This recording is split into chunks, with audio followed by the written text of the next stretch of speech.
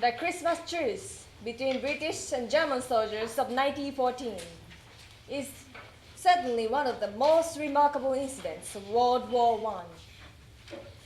On Christmas Day, German troops stopped shooting and began to sing Christmas carols. And then, the British troops in trenches across from them responded by singing English carols. Both of the soldiers write letters about this eventful day to their family, friends, and lovers.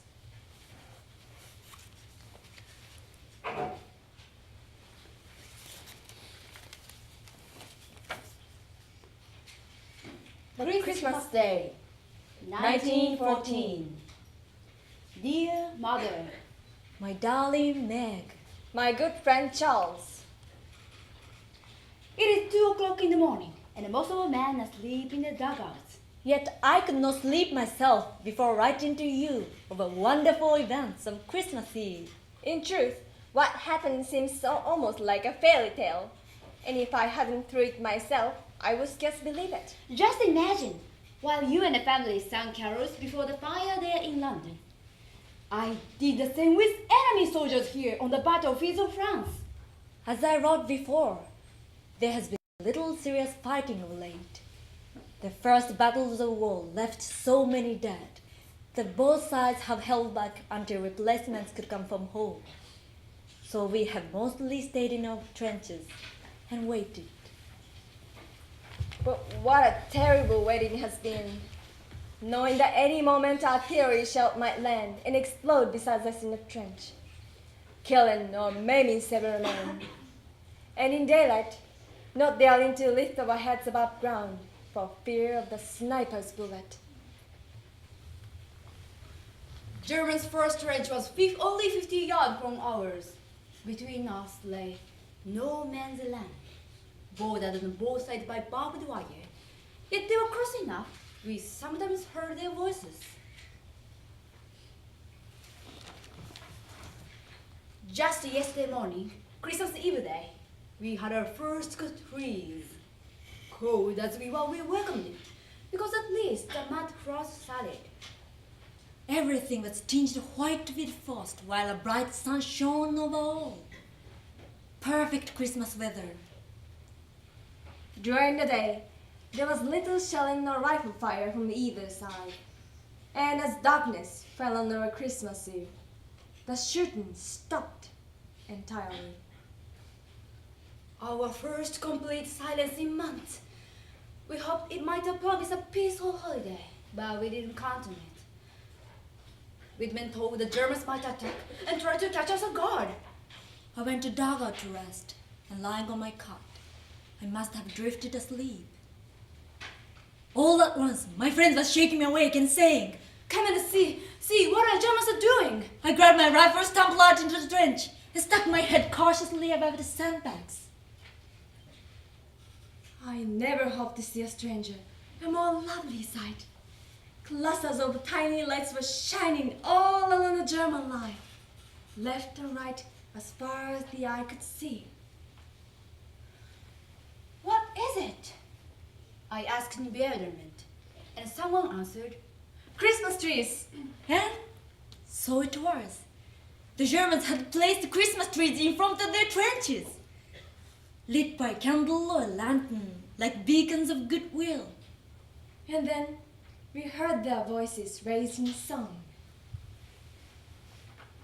Stille Nacht, heilige Nacht. This carol may not yet be familiar to us in Britain, but one soldier knew it and translated. Silent night, holy night. I never heard one lovelier or more meaningful. In that quiet, clear night, it's dark, softened by a first quarter moon. When the song finished, the men in our trenches applauded. Yes, British soldiers applauding Germans. Then one of our old men started singing, and we all joined in. The first Noel the angel did say,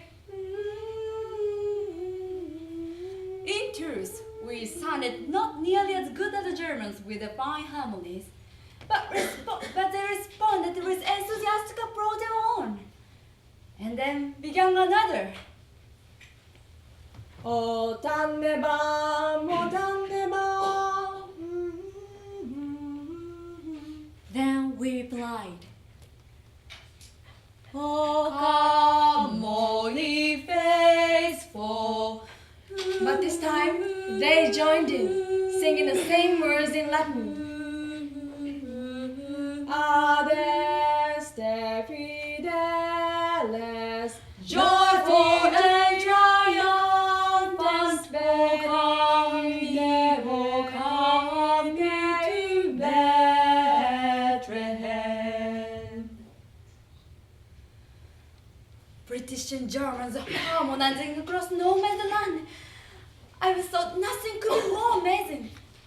But what came next was more so. English, come over! We heard one of them shout. You no shoot! We no shoot! There in the trenches, we looked at each other in bewilderment.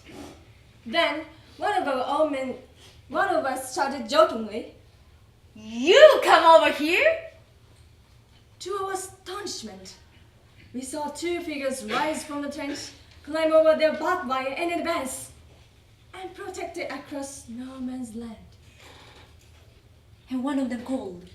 Send officer to talk!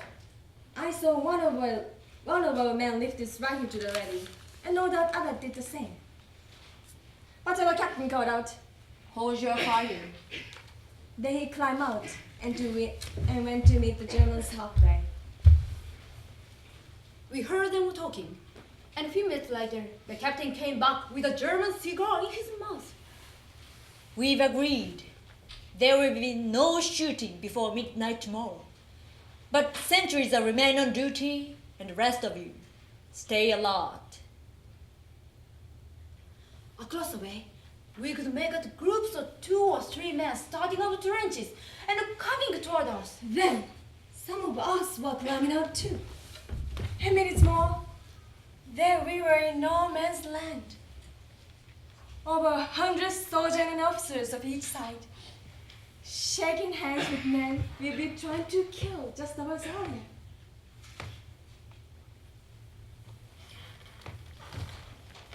Before long, a bonfire was built, and around it we mingled. British khaki, German grey. I must say, the Germans were the better dressed with fresh uniform the holiday. Only a couple of our men knew German, but more of the German knew English. I asked one of them why that was. Because many worked in England. Before all this, I was a waiter at the Hotel Cecil. Perhaps I waited on your table.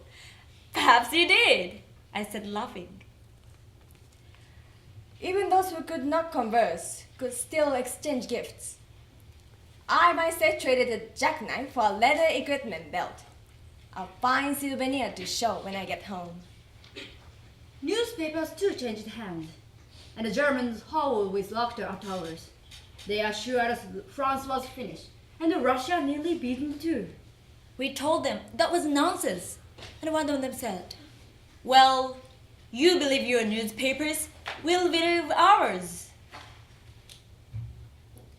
They are clearly lied to. Yet after meeting these men, I wonder how truthful our own newspapers have been. These are not the savage barbarians we read so much about. They are men with homes and families, hopes and fears and principles and, yes, love of country. In other words, men like ourselves. Why are we led to believe otherwise? As it grew late, a few more songs were traded around the fire, and then all joining for, I'm not lying to you, Auld Lang Syne. Should all acquaintance be forgot and never brought to mind? Should all acquaintance be forgot and days of Auld Lang Syne? Then we parted with promises to meet again tomorrow. and even some talk of a football match. I was just starting back to the trenches when an older German clutched my arm and said, "My God, why can't we have peace and all go home?" I told him gently that you must ask your emperor. He looked at me then searchingly. "Perhaps, my friend, but also we must ask our hearts. And so, dear mother, Dear wife, Dear friend, tell me, has there ever been such a Christmas Eve in all history? and what does it all mean, this impossible befriending of enemies? for the fighting here, of course, it means regrettably little. Decent fellows those soldiers may be, but they follow orders, and we do the same. Besides, we're here to stop their army and send it home. And never could we shirk that duty. Still, one cannot help imagine what would happen if these spirits shown here were caught by the nations of the world. Of course, disputes must always arise. But what if our leaders were to offer well wishes in place of warnings? Songs in place of slurs. Presents in place of reprisals. Would not all war end at once? All nations say they want peace. Yet on this Christmas morning, I wonder if we want it quite enough.